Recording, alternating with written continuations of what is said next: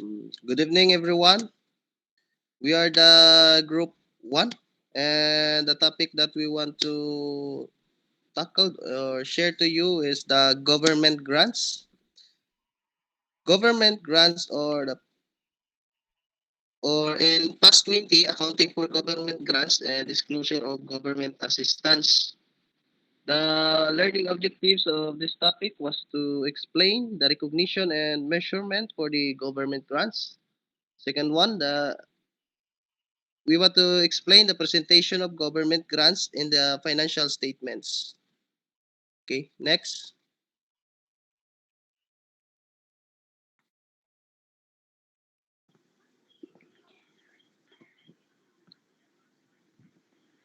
Government grants are assistance by government in the form of transfers of resources to an entity in return for past or future compliance with certain conditions relating to the operating activities of the entity. They exclude those forms of government assistance which cannot reasonably have a value placed upon them and transactions with government which cannot be distinguished from the normal trading transactions of the entity. So in simple terms, government grants are assistance given by the government in the form of money or other resources to a business in exchange for following certain conditions related to its operations. These grants are given only if the business agrees to follow specific rules such as hiring employees, producing goods, or operating in a certain area. Government grants do not include assistance that cannot be measured in money or is a part of normal buying and selling transactions with the government. So for example, the government gives us 500,000 to a factory if we hire 20 workers. So this is a government grant because money, there is money there is money given with a condition, with a certain conditions. So the other terms of government grants include subsidies, submissions, or premiums. Next slide.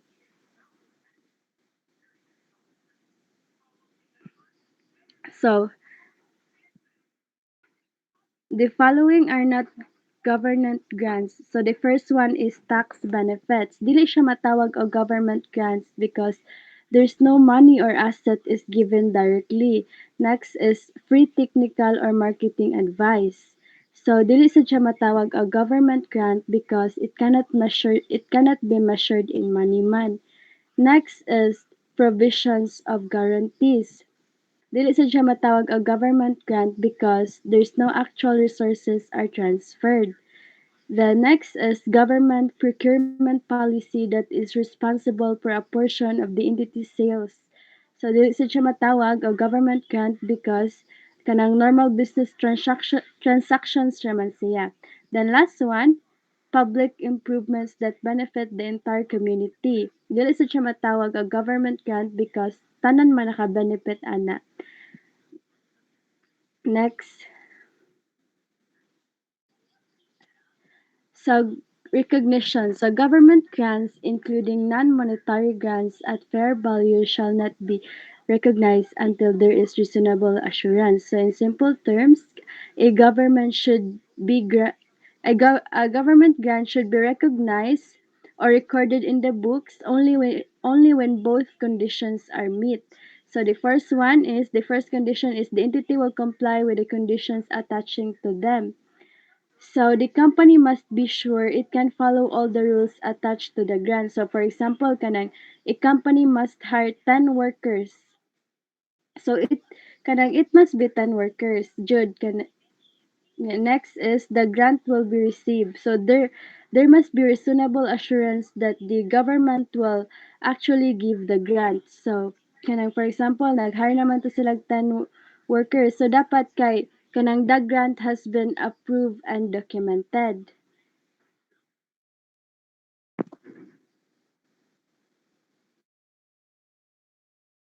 Next slide, Sai. So now let's tackle the classifications of government grants according to attached condition. So the first classification was grants related to assets. So So the grants who this grants was primary condition is that an entity qualifying for them should purchase, construct, or otherwise acquire long-term assets.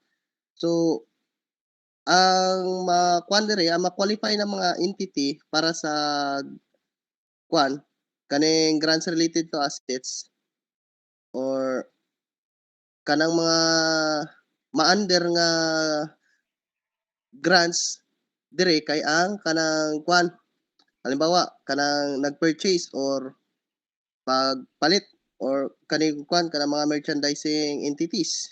Di ba mamalit sila og products mao na siya under by purchase kana kay syempre nagpalit sila sa kuan kanang mga products nila. Then sa construct kani ay mao ni ang mga entity nga nagkuan og kuan manufacturing kana nag-manufactured sa mga products then ang uban kay kanang mga nag-acquire og long-term assets. Ang best example kani kay kanang giatagan ka ni government o grant. First kay ang gihatag niya sa imo kay cash. Pero ang cash gamiton nimo pagpabuhat og building. So na-attach nito na-attach condition nga for example ingon ni government before ni kung sa kwan pa ingon jud nga iha na ang katong grants if mapa human niya og patukod katong building or katong center. So if na comply or na fulfill na ni entity katong pangayo ni government nga condition, ang building is under the name of the entity na or kanang kwan ba. So first di ba mag-record si entity o kanang cash debit niya cash then i-debit niya cash then i-credit niya kay kwan kana deferred income. So iguman na to na fulfill na niya musod na dito nga ang deferred income kay equal na niya i-debit then ang AI credit kay income and government grants o na to siya. So ang second one kay grants related to income. Ang grants related to income kay residual definition ra ni. So unsay but pasabot sa residual definition? Mao ni siya ang kanang dili na under sa first nga classification. Ang first nga qualification di ba kay katurang related to assets. So if what to ikon mura ka way labot siya sa assets, so mandar na siya sa grants. For example, yatagan ka ni government og 500,000 in exchange of kwan kanang imo service magkwan ka limpyo ka sa daplin sa dalan. So if ma-fulfill na to nimo ang mga expenses nga imo na kwan record ka expenses dapat imo expenses proportionately dito sa grants dili pwede nga imo expenses kay 200,000 din nag-record kag income 500,000 dili dapat nag-record kag expenses or nag-recognize kag expenses nga 200,000 imo ang income should be proportionately 200,000 pud to. Next slide, Sai.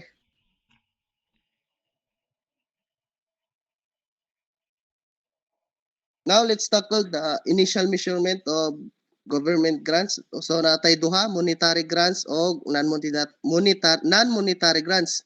So ang monetary grants kay gi-measured at first kay if cash imong nadawatan so if cash kay jud ta face value.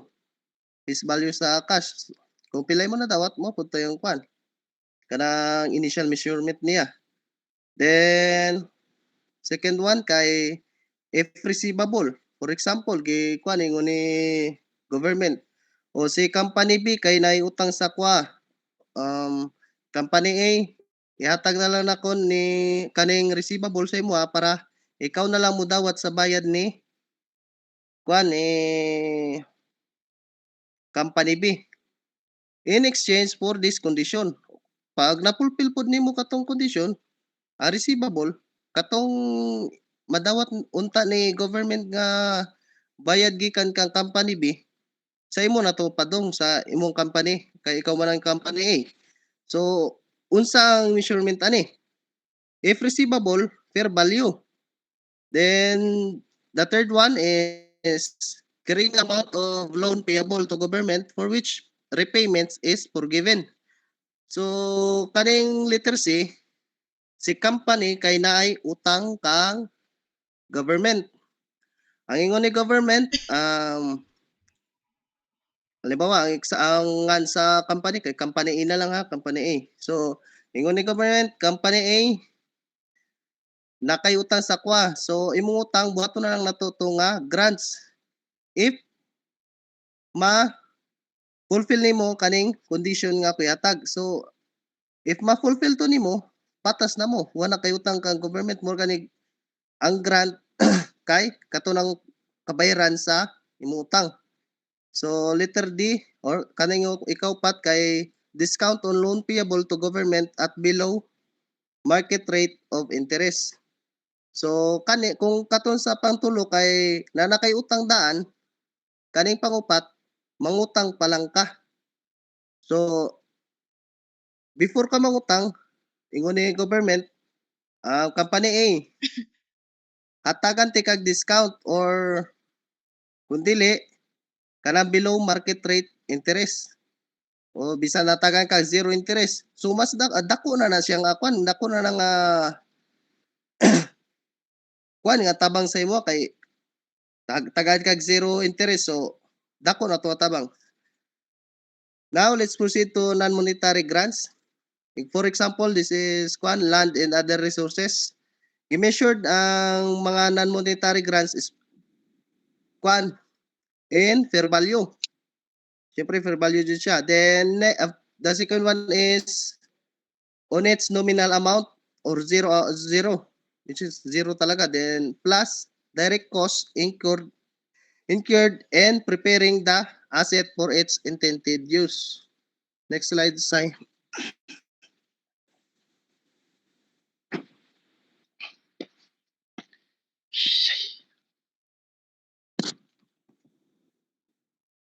Next kay accounting for government grants. The main concept in accounting for government grants is the matching concept. So unsa ni ang matching concept? This means that the government grant is recognized as income as the entity recognizes as expense the related cost for which the grant is intended to compensate. Padungog ako tingog, Sai. Dungog ah. So, unsa ning matching concept? Ang kaning matching concept, ambot pa sa butan dili ka makakuan or kanang entity dili siya ka recognize og income once nga di pa siya ka recognize og expense. Wait lang May example diri. Ana pay kuan why napil sa kuan sa PPT. So, I-present na ko. ayaw lang sa nara ko'y copy diri. Simply stated, government grants are accounted for using the matching concept. Meaning, if there is no recognition of related expense, there is no recognition of income accordingly. First, kay grant and recognition of specific expenses shall be recognized as income over the period of the related expense. Unsay pasabutan ni? So, for example, imong expense ra sa sud sa year 2024 kay 200,000. Then ang imong grants kay 400,000. So, ang imo i-record ra jud nga income kay kato ra jud ang 200,000 nga imo na recognize as expense. Then ikaduha kay grant related to depreciable assets shall be recognized as income over the periods and in proportion to the depreciation of the related assets. Kaning panduha kay under ni siya sa grants related to assets. So ang ingon diri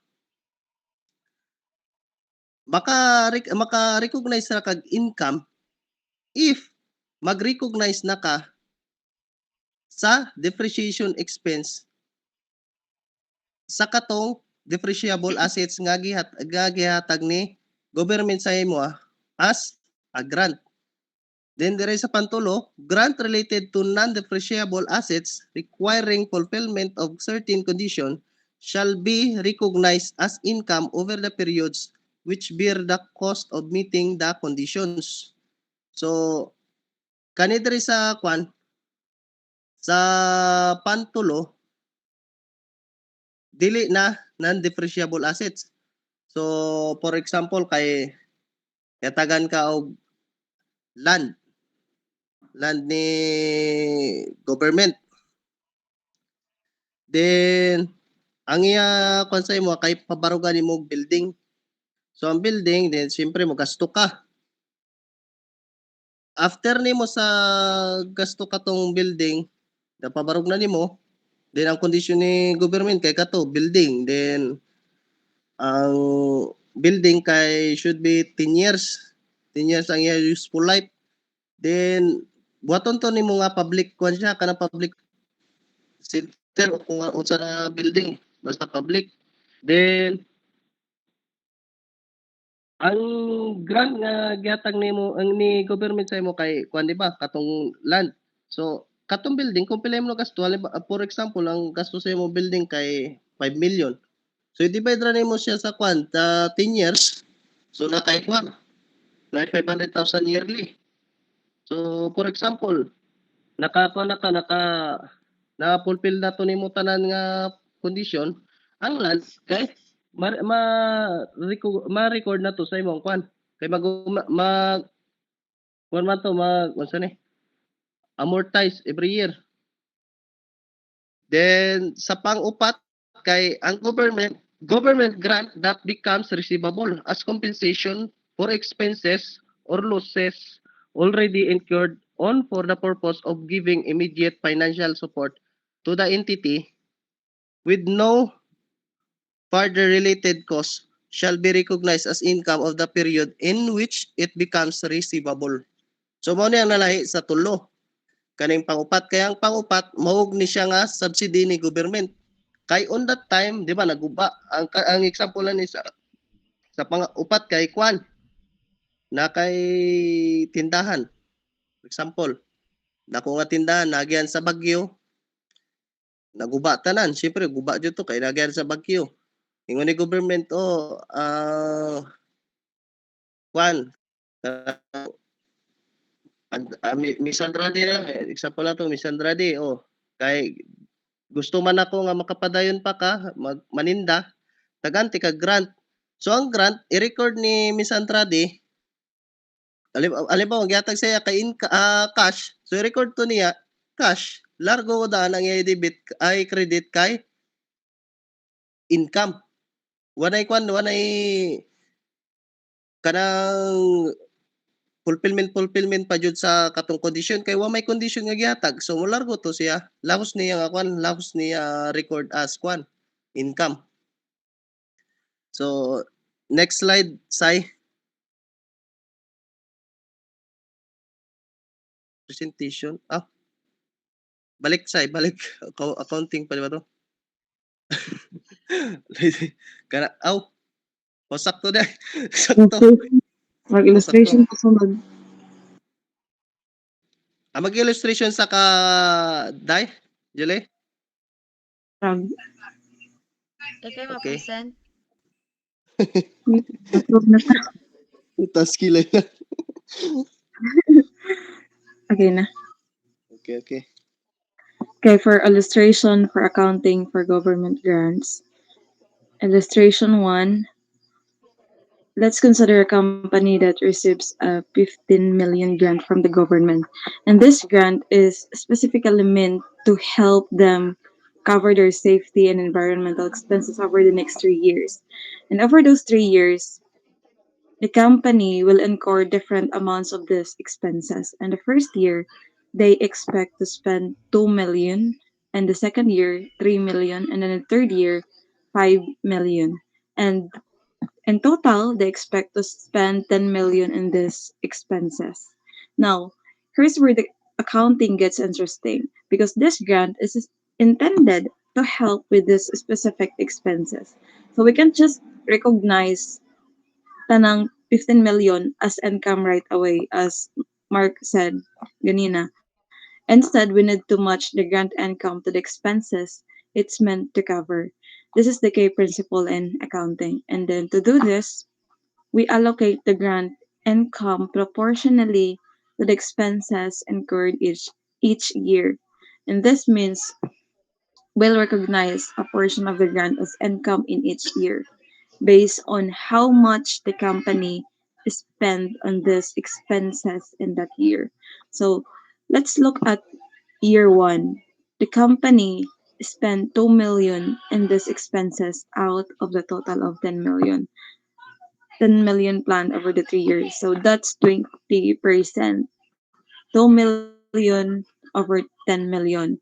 So in year one, we'll recognize 20% of the total grant as income.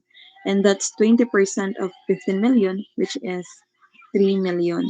So in year one, will recognize 3 million as grant income, and this matches the portion of the grant or the expenses incurred in that year. So same rasad nato na siya himuon sa year 2 ug sa year 3 based on the expenses incurred in those years.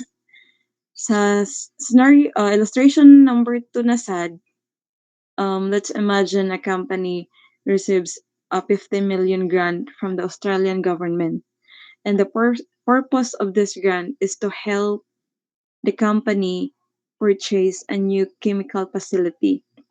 And this chemical facility is a significant asset, costing 80 million in total. And the facility is expected to be useful in for 5 years. 5 years siya gamiton, meaning it will contribute to the company's operation for that period of time sa 5 ka tuig. Because the facility will be used over multiple years, so we account for its cost through depreciation. And depreciation means this is a process of gradually recognizing the cost of the asset as an expense over its useful life. So in this case, we're using the straight line method, which means we'll recognize the same amount of depreciation each year. Similar to the previous example, we can't recognize the entire grant as income right away since the grant helped us purchase an asset that benefits the company over 5 years. So we need to match the grant income to the benefit we receive from the asset eh, over those 5 years. And this is done by recognizing the grant income proportionally to the depreciation expenses. So since the facility has a useful life of 5 years, need na to siya i-divide na to ang grant amount by 5 to determine how much grant income to recognize kada tuig. And that's 50 million divided by 5, which equals to 10 million. So each year, for the next 5 years, the company will recognize 10 million as grant income. And this matches the grant income to the depreciation expense of the chemical facility, reflecting the economic benefit the company is receiving from the asset purchased with the grant. So, balik to sa illustration number 1, to record ay sa once say entry ato niya, the entry for the first year need na to mag ang sa gali ng credit pa ng sa left side, no? Ah, Tama ba? Mag mag-credit ta og cash 15 million, tama tama ba, no? Tama ang kitong sa left side kay kuan, credit man Hinalang hinalang din.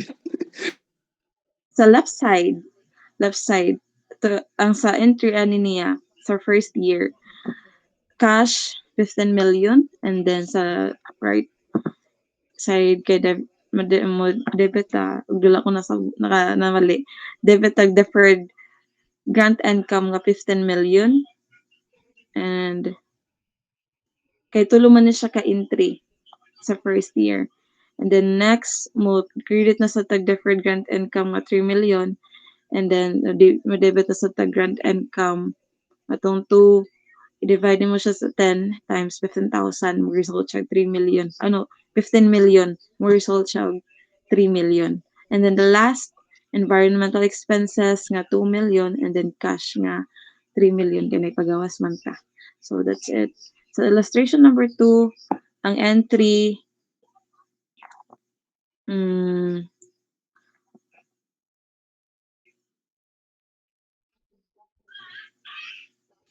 since nag-use man tag straight line method, una nga entry nato sa credit side, mag-cash ta og 50 million. And then sa debit side kay mo mag-enter ta og deferred grant income nga 50 million. And then the second, mag-credit ta sa tag building nga 80 million, and then cash 80 million. That, sa pangtulo nga entry sa credit side, depreciation 80 million, divide to siya sa 5 since kanang magamit man siya sa 5 years, within 5 years mo result siya 16 million a year. And then accumulated depreciation nga 16 million. And then the last one, deferred grant income nga 10 million. And sa debit side, grant income nga 50 million, divide 5, 10 million. So, mo siya.